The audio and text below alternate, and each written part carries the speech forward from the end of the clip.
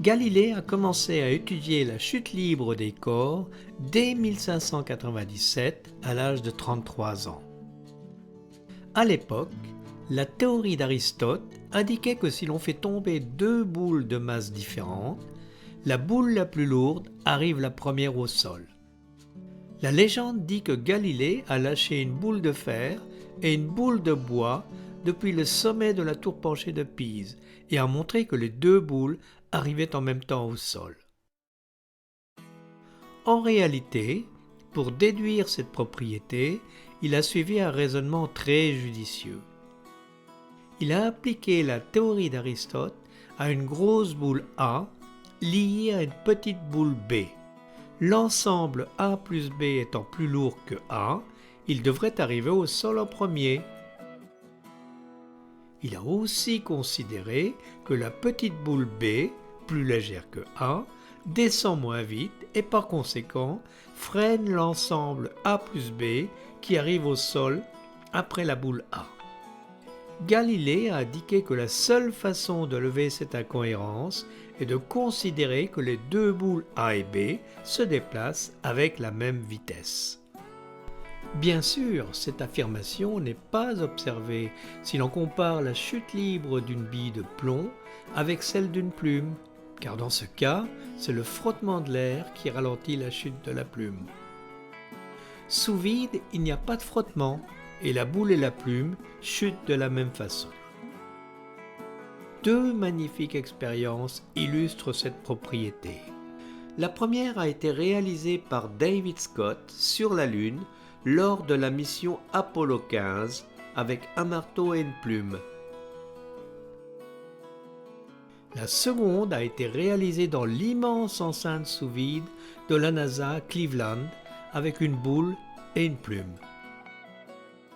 À l'époque de Galilée, la chute libre d'un corps, une boule par exemple, était très difficile à étudier car la chute est très rapide et la vitesse instantanée de la bille impossible à mesurer avec les méthodes alors disponibles. Les chronomètres n'existaient pas et les horloges étaient très rudimentaires.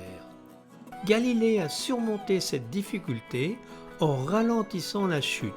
Plutôt que de lâcher verticalement une boule, il la faisait rouler sur un plan incliné. Et il a remplacé la mesure de la vitesse par une quantité bien plus facile à mesurer, la distance parcourue par la boule en fonction du temps. Le plan incliné qu'il a utilisé se trouve au musée Galilée à Florence. Pour mesurer le temps, il a utilisé de petites clochettes placées en des endroits du plan incliné tels que les tintements provoqués par le passage de la boule soient réguliers. Et il a montré que c'était le cas lorsque les clochettes sont placées à des distances qui suivent la progression 1, 4, 9, 16, 25, soit 1, 2, 3, 4 et 5 au carré. Cela signifie que la boule met le même temps pour parcourir des distances une fois, 3 fois, 5 fois, 7 fois et 9 fois plus grandes. Grâce à cette expérience originale, Galilée avait découvert le mouvement rectiligne uniformément accéléré et la loi des distances en fonction du carré du temps, et il pouvait les étendre à la chute libre verticale des corps. Dans une vidéo YouTube précédente, nous avons revisité le plan incliné de Galilée en utilisant les méthodes modernes et les connaissances mathématiques actuelles. Le plan incliné que nous avons utilisé est constitué d'un rail en forme de U sur lequel on fait rouler une bille de fer. Le rail mesure 2,30 m et son inclinaison alpha est réglée précisément à l'aide d'une tige filetée. Des repères noirs sont placés tous les 10 cm le long du rail et un chronomètre précis au 1 centième de seconde permet de mesurer le temps. Ces trois graphes résument les résultats expérimentaux obtenus lors de cette précédente vidéo. Le premier graphe représente la distance petit l parcourue par la bille en fonction du temps. Comme l'avait découvert Galilée, cette distance parcourue varie en fonction du carré du temps selon une fonction parabolique petit l égale 1/2 de at2, a étant l'accélération. Le second graphe représente la vitesse petit v de la bille en fonction du temps petit t. C'est une droite d'équation v égale at qui indique que la vitesse de la bille augmente de façon linéaire en fonction du temps. Enfin, le dernier graphe représente l'accélération petit a de la bille en fonction du temps. Il montre que cette accélération est constante et ne dépend pas du temps. Ces trois propriétés caractérisent un mouvement rectiligne uniformément accéléré. Dans la présente vidéo, on s'intéresse plus spécialement à la vitesse de la bille lors de son parcours sur le plan incliné. Il faut distinguer deux types de vitesse, la vitesse moyenne et la vitesse instantanée. Par définition, la vitesse moyenne est la distance parcourue divisée par le temps de parcours. Elle s'exprime symboliquement par le rapport petit l sur petit t, petit l étant la distance parcourue et petit t le temps. On peut également l'exprimer sous la forme delta L sur delta T, avec delta L la variation de la distance, c'est-à-dire la distance finale, moins la distance initiale, et delta T la variation du temps, c'est-à-dire le temps final, moins le temps initial. On appelle cette vitesse moyenne parce que durant le temps de parcours, la vitesse peut croître, décroître ou même s'annuler. La vitesse instantanée est la vitesse à un instant donné petit t. On peut l'obtenir à partir de la vitesse moyenne delta L sur delta t en considérant une variation delta t infinitésimale, c'est-à-dire en faisant tendre delta t vers 0. Mathématiquement, il s'agit de la dérivée de la distance L par rapport au temps t. On peut obtenir les vitesses moyennes et instantanées à partir d'un graphe qui donne la distance parcourue petit l en fonction du temps petit t. Considérons le cas d'une courbe correspondant à un mouvement rectiligne uniformément accéléré. Par exemple, la vitesse moyenne entre les points PI et PF de la courbe correspondant à delta L égale LF moins LI et delta T égale TF moins TI s'obtient graphiquement à partir du rapport delta L sur delta T. On peut aussi considérer le triangle rectangle PI, PF, grand H. La trigonométrie indique que dans ce triangle rectangle, le rapport delta L sur delta T, donc la vitesse moyenne, est égal à la tangente de l'angle alpha. Si l'on considère maintenant deux points PI et PF très proches l'un de l'autre, la vitesse moyenne entre ces deux points tend vers la vitesse instantanée. Comme précédemment, on peut mesurer graphiquement le rapport delta L sur delta T ou l'angle alpha. Pour faciliter la mesure de l'angle alpha, on peut tracer la droite qui passe par les points PI et PF. Enfin, si l'on considère un point unique P1 correspondant à la distance L1 et au temps T1, on peut accéder à la vitesse instantanée en ce point. Bien sûr, on ne peut plus mesurer delta L et delta T. Par contre, on peut tracer la tangente à la courbe au point P1 et mesurer ainsi l'angle alpha 1. La vitesse instantanée en tout point de la courbe est donc égale à la tangente alpha en ce point. Mathématiquement, il s'agit de la dérivée dl de la distance par rapport au temps t. Passons aux expériences. Sélectionnons un angle d'inclinaison de 6 degrés et commençons par la mesure de la vitesse moyenne. Dans un premier temps, on mesure, à l'aide du chronomètre, le temps mis par la boule pour atteindre les repères situés tous les 10 cm le long du rail. Pour simplifier, on retranche à toutes les valeurs du temps t 11,60 secondes.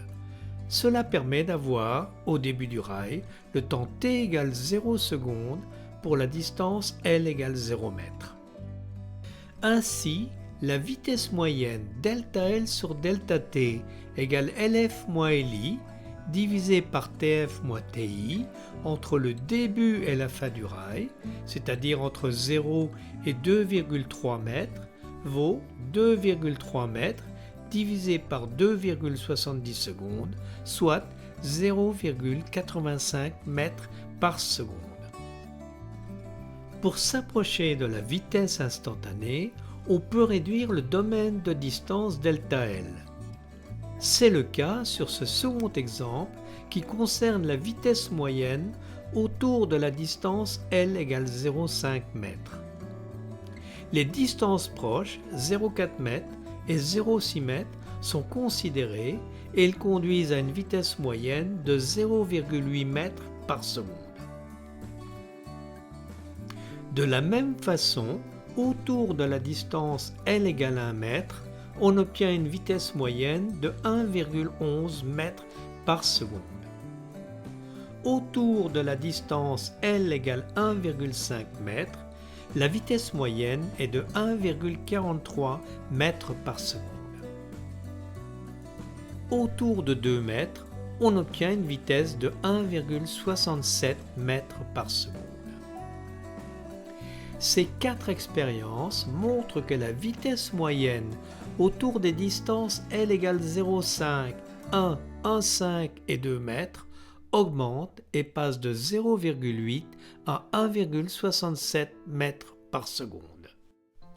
Rappelons que pour l'ensemble du rail, la vitesse moyenne est de 0,85 m par seconde. Toutes ces expériences ont été réalisées avec un chronomètre au 1 centième de seconde et un caméscope n'enregistrant que 30 images par seconde. Elles ne sont donc pas très précises. Afin d'améliorer à la fois la précision et de s'approcher beaucoup plus de la vitesse instantanée, nous avons utilisé un smartphone permettant d'enregistrer 960 images par seconde, soit un ralenti de 32 fois. Cette propriété permet la mesure précise de la vitesse moyenne pour de faibles valeurs de ΔL. On s'approche donc de la vitesse instantanée. Sur cet exemple, on considère un ΔL de 10 cm situé de part et d'autre de la distance L égale 0,5 m, donc entre les distances LI égale 0,45 m et LF égale 0,55 m. Pour mesurer la vitesse moyenne autour de la distance L égale 0,5 m, il suffit de compter le nombre d'images nécessaires pour enregistrer le mouvement de la bille entre la distance initiale LI égale 0,45 m et la distance finale LF égale 0,55 m. Dans le cas présent, l'enregistrement du parcours de la bille a nécessité 124 images. Comme chaque image correspond à 1/960e de seconde, on obtient pour 124 images un temps de 0,129 secondes. La vitesse moyenne ΔL sur ΔT est donc égale à 0,1 m divisé par 0,129 secondes, soit 0,77 m par seconde.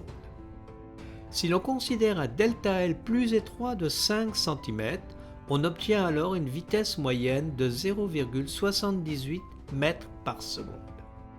La même procédure a été utilisée pour mesurer la vitesse moyenne autour des distances L égale 1 m, 1,5 m et 2 m. Les vitesses moyennes correspondantes sont données pour deux valeurs de ΔL, 10 cm et 5 cm. Nous pouvons maintenant récapituler les résultats concernant la vitesse moyenne obtenue à partir d'enregistrements à 30 images secondes et avec un delta L de 20 cm et à 960 images par seconde et avec des delta L de 10 cm et de 5 cm. Ces résultats expérimentaux sont cohérents.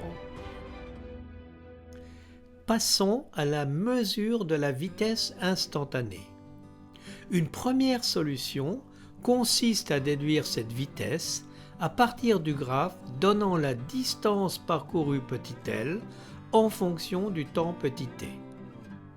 Ce graphe est obtenu par la mesure, décrite précédemment, du temps t mis par la bille pour atteindre les repères situés tous les 10 cm le long du rail. Ce tableau et ce graphe indiquent les valeurs ainsi obtenues. La courbe est une fonction parabolique du type L égale kt au carré.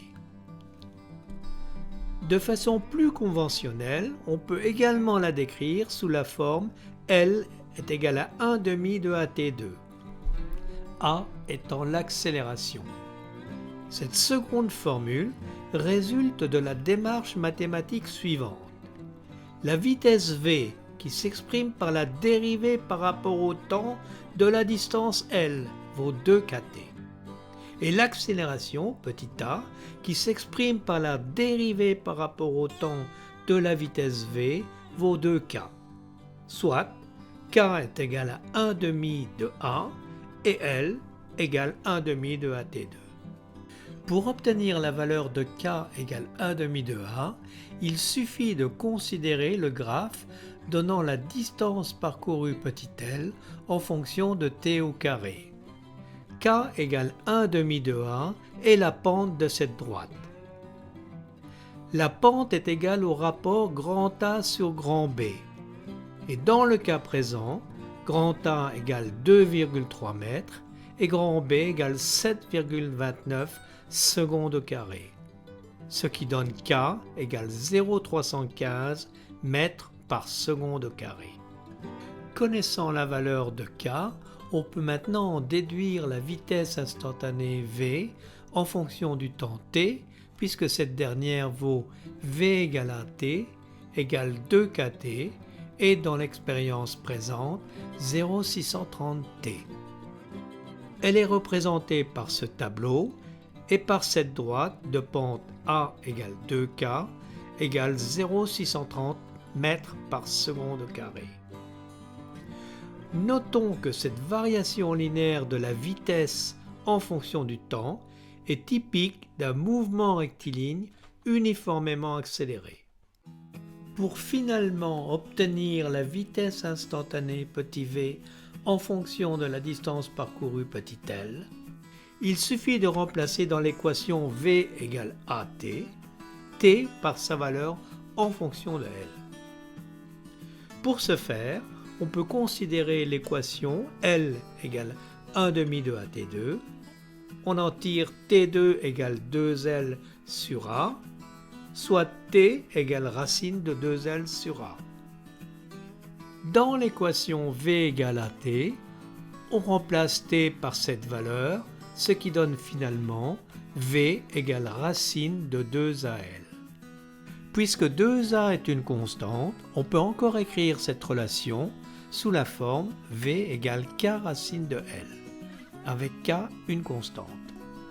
Cette courbe et ce tableau représentent la vitesse instantanée, petit v, en fonction de la distance parcourue, petit l.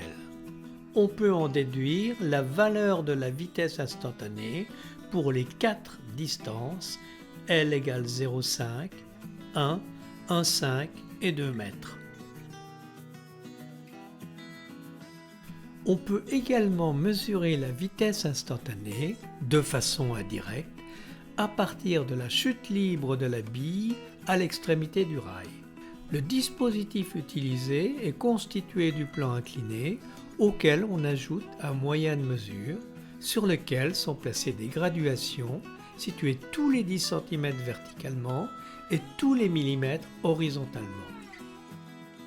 Des repères sont placés tous les 10 cm le long du rail en partant de l'extrémité basse du rail. L'expérience consiste à lâcher la bille à partir d'une distance petit l. Considérons l'exemple de petit l égale 1,1 m. La bille roule sur le plan incliné, franchit une très petite partie horizontale avant de tomber en chute libre. Pour favoriser les mesures, la chute libre est enregistrée avec un ralenti de 32 fois. Afin de visualiser en détail la chute libre de la bille, plaçons plusieurs repères rouges sur son parcours.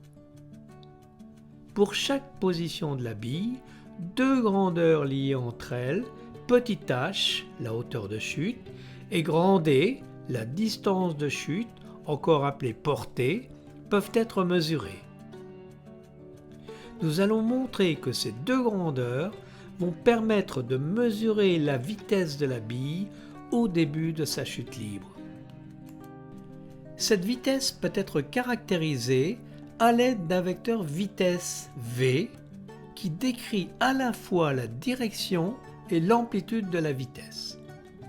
Dans le cas présent, ce vecteur V est horizontal parce qu'à l'extrémité du plan incliné et juste avant sa chute libre, la bille subit un petit parcours horizontal. Ce parcours horizontal a été choisi car il permet une simplification importante des calculs. On peut considérer que, durant la chute libre, le frottement de l'air sur la bille est négligeable, ce qui signifie que le vecteur V est constant durant tout le parcours de la chute libre. Par conséquent, grand D est lié à la vitesse par la relation grand D égale Vt. Horizontalement, la bille subit donc un mouvement rectiligne uniforme. La bille est aussi soumise verticalement à l'attraction de la pesanteur selon un mouvement rectiligne uniformément accéléré qui s'exprime sous la forme petit h égale 1/2 de gt2, g étant l'accélération de la pesanteur. À partir de l'équation d égale vt, on extrait petit t égale d sur v. Et on remplace petit t par cette valeur dans l'équation h égale 1/2 de gt2. Soit h égale 1/2 de g d2 sur v2. G et v étant constants, on peut encore écrire h égale k d au carré, k étant une constante. Cette équation indique que la chute libre de la bille suit un mouvement parabolique. C'est bien ce que l'on constate si l'on observe les repères rouges qui matérialisent la chute libre de la bille. À partir de l'équation h égale 1/2 de g d2 sur v2, on tire v2 égale g d2 sur 2h. Et finalement, v égale d racine de g sur 2h. Si l'on se fixe la hauteur de chute petit h, alors racine de g sur 2h est une constante et la vitesse v est proportionnelle à grand D. Il suffit donc de mesurer la distance de chute grand D pour obtenir la vitesse instantanée de la bille. Afin de valider cette relation v égale grand D racine de g sur 2h, calculons la vitesse instantanée pour 5 valeurs différentes de la hauteur de chute petit h. Pour h égale 0,1 m, on obtient v égale 1,22 m par seconde. Pour h égale 0,2 m, v égale 1,21 m par seconde. Pour h égale 0,3 m, v égale 1,22 m par seconde. Pour h égale 0,4 m, v égale 1,22 m par seconde. Enfin, pour h égale 0,5 m, v égale 1,23 m par seconde. Aux erreurs expérimentales près, ces résultats sont parfaitement cohérents. La relation est donc vérifiée et on peut maintenant l'appliquer à différentes valeurs de la distance de parcours de la bille petit l. Dans toutes les expériences suivantes, nous avons choisi une hauteur de chute petit h de 0,4 m et des distances de parcours sur le rail comprises entre 0,1 et 2,3 m. Pour chaque expérience, la vitesse instantanée de la bille est indiquée.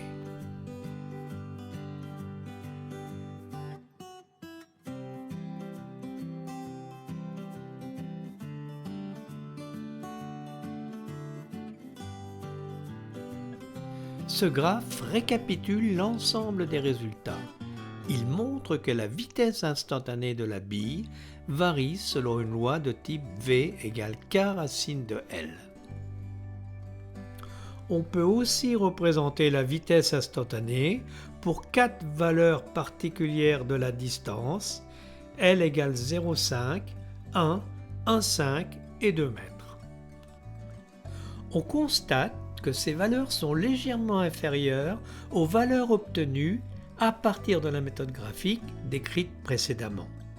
Cette différence est probablement due au ralentissement qui se produit lors du petit parcours horizontal que subit la bille avant sa chute libre. Nous pouvons maintenant récapituler l'ensemble des résultats expérimentaux obtenus pour les distances L égale 0,5, 1, 1,5 et 2 mètres. Considérons tout d'abord les vitesses moyennes respectivement obtenues avec des enregistrements à 30 images par seconde et un delta L de 20 cm et à 960 images par seconde et un delta L beaucoup plus petit de 5 cm. Considérons ensuite les vitesses instantanées obtenues avec la méthode graphique et avec la méthode faisant appel à la chute libre de la bille. Les vitesses les plus proches de la réalité sont certainement celles obtenues avec la méthode graphique. Nous avons déjà indiqué que les vitesses observées avec la méthode de chute libre étaient légèrement sous-estimées. Notons que les valeurs moyennes observées avec un delta L de 5 cm sont relativement proches des valeurs instantanées correspondantes. C'est logique puisqu'un faible delta L permet de s'approcher de la vitesse instantanée. Et pour terminer, illustrons une propriété un peu curieuse et non évidente de la chute libre des corps. On constate sur ce montage que quelle que soit la vitesse instantanée de la bille au début de sa chute libre, elle met le même temps pour atteindre une même hauteur de chute petit h. Cela signifie que la durée de la chute libre ne dépend pas de la vitesse. Pour expliquer cette propriété, on peut considérer le mouvement rectiligne uniformément accéléré auquel est soumis verticalement la bille et qui s'exprime par la relation h égale 1/2 de gt2. On constate que la durée de chute correspondante, t égale racine de 2h sur g, ne dépend pas de la vitesse.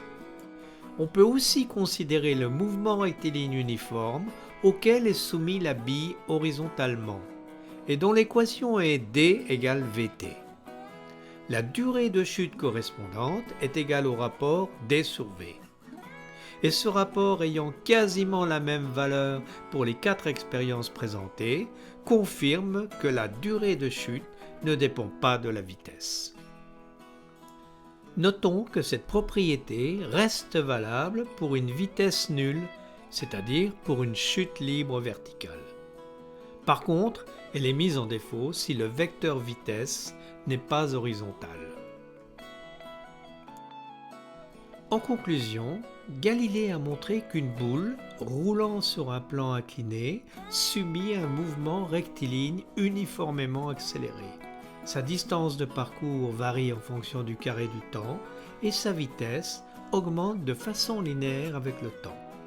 Il a étendu ses propriétés à la chute libre verticale des corps.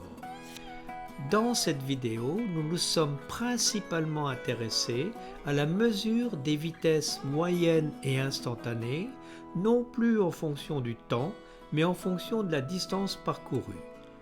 Le plan incliné permet de faire ces mesures de façon relativement simple en utilisant des moyens de mesure aisément disponibles et les connaissances mathématiques actuelles.